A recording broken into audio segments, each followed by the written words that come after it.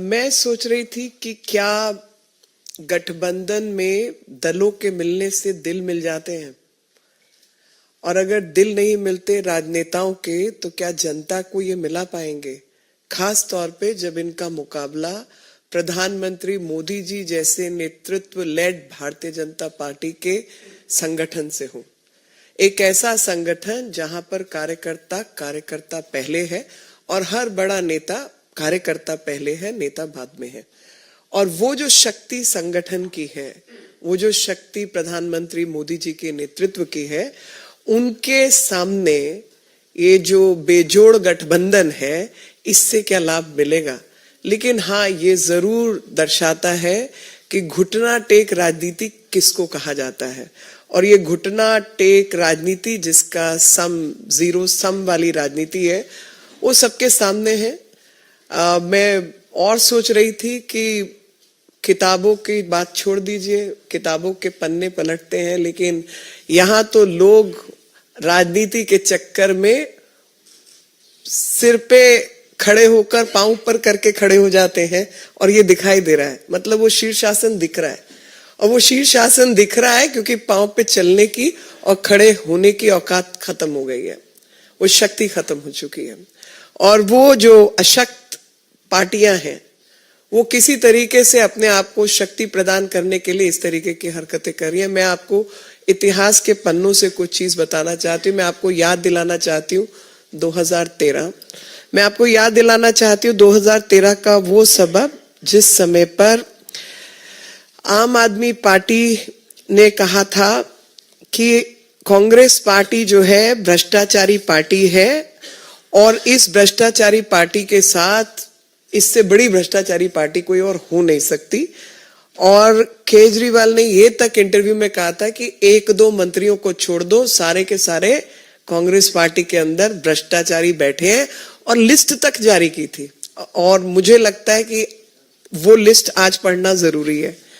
उस लिस्ट में शामिल थे कि आम आदमी पार्टी की लिस्ट में सबसे पहले कांग्रेस के उपाध्यक्ष थे उस समय राहुल गांधी, यूनियन मिनिस्टर थे कपिल सिब्बल, सुशील कुमार शिंदे, वीरप्पा मोइली, जी.के. वासन, सलमान खुर्शीद, कमलनाथ, श्री प्रकाश जायसवाल, फारूक अब्दुल्ला, एनसीपी के चीफ, और शरद पवार।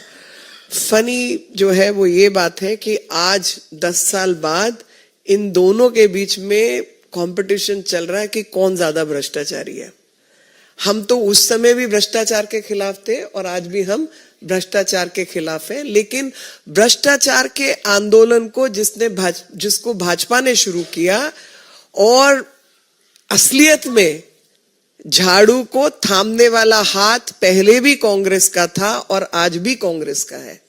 उसी हाथ ने इस झाड़ू को संभाल रखा था। उदाहरण मैं आपको बताना चाहती हूं कि कपिल सिब्बल खुद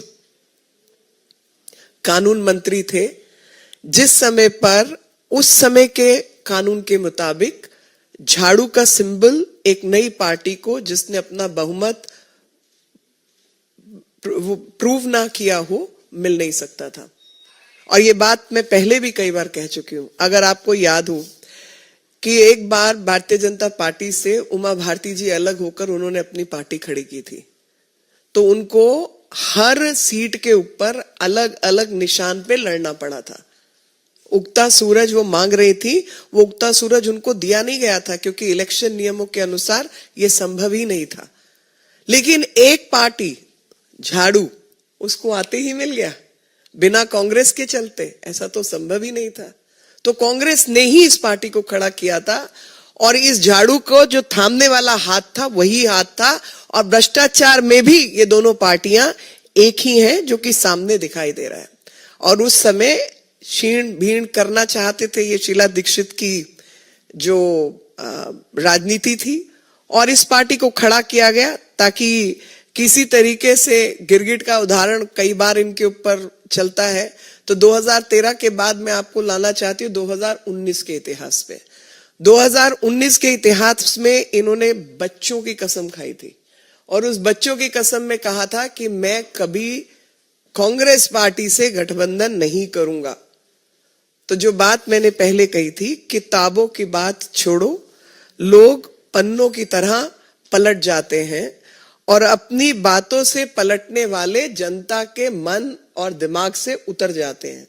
तो आज ये लोग जनता के मन और दिमाग से उतरे हुए लोग हैं, किसी तरीके से अपना राजनीतिक क्षेत्रफल ढूंढ रहे हैं, लेकिन उस क्षेत्रफल में जनता जो है वो ऐसे लोगों को कभी माफ नहीं करती। और इसके कई उदाहरण हैं हमारे सामने।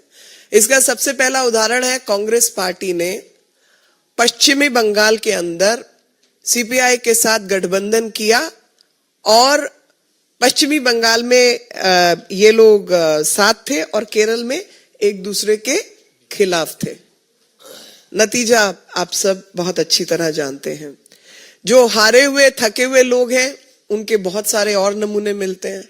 सबसे बड़ा नमूना उत्तर प्रदेश में मिलता है, और उत्तर प्रदेश में मिलता है कि बुआ भतीजा साथ हो लिए और बाकी लोग भी साथ हो लिए। दिल्ली के अंदर जो 7 की पार्टी थी वो 3 पे उतर गई, 3 पे संभल गई, और उत्तर प्रदेश में 17 से गुजारा चल रहा है। तो और उत्तर प्रदेश के जो नतीजे हैं उसमें भी पता चला कि इस गठबंधन के बाद भी जो लड़के इकट्ठे हो गए थे उसका नतीजा क्या हुआ और बुआ भतीजे का नतीजा क्या हुआ। मैं आपको एक आंकड़ा पेश करना चाहती हूँ। 2019 के लोकसभा चुनाव के अंदर दिल्ली में अकेले भाजपा को 56.86% यानी तकरीबन 57% का वोट शेयर मिला था। कांग्रेस को 22.51 और आम आदमी पार्टी को 18.11। तो जैसा मैंने पहले कहा था कि राजनीति जो है वो मैथमेटिक्स नहीं है, वो गणित नहीं है, वो केमिस्ट्री है। और साथ लोगों का तब मिलता है जब आपने लोगों के बीच काम किया हो, और वो जो केमिस्ट्री है भ्रष्टाचारियों की वो अलग केमिस्ट्री होती है और सेवादारों की केमिस्ट्री अलग होती है। तो सेवादारों के आगे भ्रष्टाचारियों की केमिस्ट्री तो चलने नहीं वाली, और भ्रष्टाचारी जो शक्तियां हैं वो भ्रष्टाचारियों के साथ ही रहेंगी, ऐसा भी हम मानते हैं। और जो आपको 2013 से 19 तक का इतिहास है उसके माध्यम से भी मैंने आपको बताया है।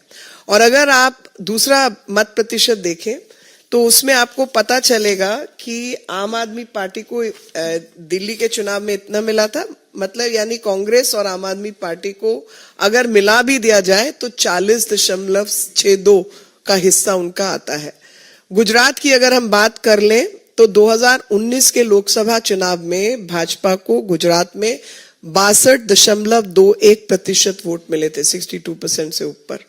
2019 में भाजपा को हरियाणा में 58.02% वोट मिले थे, और गोवा में भाजपा को 51.19% वोट मिले थे, और चंडीगढ़ में भी भाजपा को 50.64% वोट मिले थे।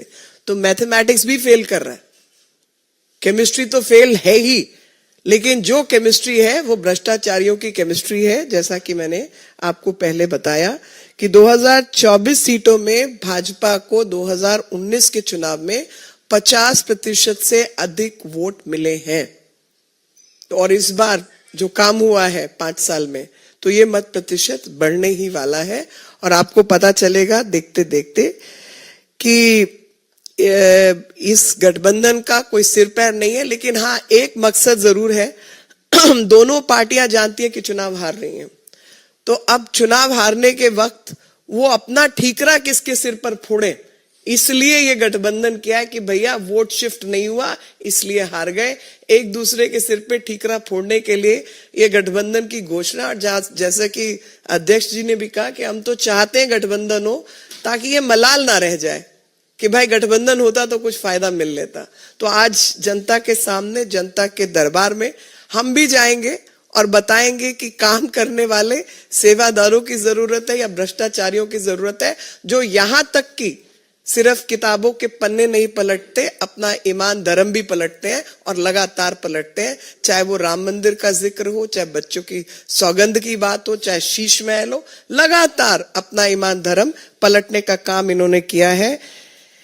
और ऐसा शराब का नशा ऐसा है कि केजरीवाल जी को नहीं छोड़ेगा, और उसी शराब के नशे में कि नशा कई घर उजाड़ देता है। तो जो आम आदमी पार्टी का शीश महल है और शराब का नशा है, उसने आम आदमी पार्टी का घर तो उजाड़ ही दिया है। और जो सिमटना है वो हम सब जानते हैं कि किस तरीके से ये असंवैधानिक ताकतें सिमट जाएंगी। आज मैं एक और विषय पर, जो दूसरा विषय उस पर थोड़ा सा कहना चाहती हूँ कि पूरे देश की जो जनता है, आप भली भांति जानते हैं कि संदेश खाली के अंदर जो कुछ चल रहा है उससे वहां की जनता और खासतौर पे महिलाएं जो हैं वो बहुत अधिक मातृशक्ति गुस्से में है और आक्रोश है। और उस आक्रोश का कारण यही है कि एक महिला मुख्यमंत्री के रहते लगातार महिला उत्पीड़न, विमेन ट्रैफिकिंग, खासतौर पे महिला और बच्चों का जिस तरीके से शोषण वहां पर हो रहा है, ऐसे में जो लगातार इस तरीके की अव्यवस्था बना रखी है, उसी के चलते भाजपा की महिला मोर्चा अध्यक्ष वानती श्रीनिवासन जी ने आज एक कॉलेज स्क्वायर से कैंडल मार्च का भी जो है वो निकाली है। और पीछे मकसद एक ही है कि पुलिस का कर्तव्य है कि जो उत्पीड़ित है उसके साथ खड़ी हो और जो उत्पीड़न करने वाला है उसके खिलाफ खड़ी हो। लेकिन जो डीजीपी हैं पश्चिम बंगाल के, वो संदेश खाली में जाके बैठे हैं और वहां पर उत्पीड़न उन्हीं लोगों पर हो रहा है जो कि उत्पीड़न के खिलाफ संघर्ष कर रहे हैं। कुछ बच्चे जिनके 10th के बोर्ड के एग्जाम्स हैं उनको उठा लिया गया है। कुछ माताएं बहनें जो वहां बैठी हैं, लगातार उनके ऊपर केस पे केस बनाए जा रहे हैं।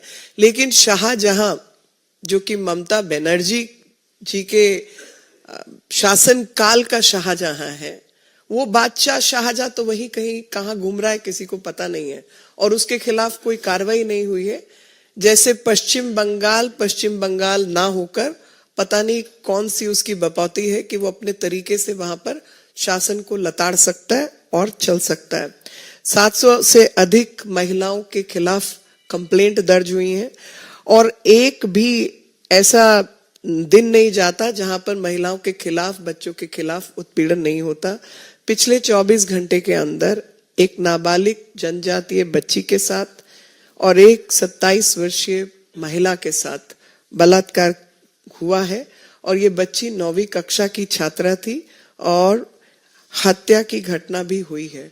आप मुझे बताइए कि किसी भी राज्य में जहां पर ममता नाम की मुख्यमंत्री हूं और उनकी ममता शाहजहां और बादशाह जैसे लोगों के प्रति हो, लेकिन जो उत्पीड़ित बालक बालिकाएं और माताएं बहनें हैं उनके प्रति उनकी ममता ना उमड़े, तो ऐसे शासन का क्या ही कहें और क्या होना चाहिए। तो आज आप सबके माध्यम से हम लोग भी आक्रोश प्रकट कर रहे हैं और बताना चाहते हैं कि जहां ममता बनर्जी जैसी मुख्यमंत्री बंगाल की बेटियों के साथ नहीं है, लेकिन भारतीय जनता पार्टी प्रधानमंत्री नरेंद्र मोदी जी के नेतृत्व में ऐसी सब माताओं, बहनें, बच्चियों के साथ है जिनके साथ लगातार पीड़न की व्यवस्था पश्चिम बंगाल की सरकार ने खड़ी कर रखी है। आपके कोई प्रश्न हो तो मैं उत्तर जरूर देना चाहूंगी।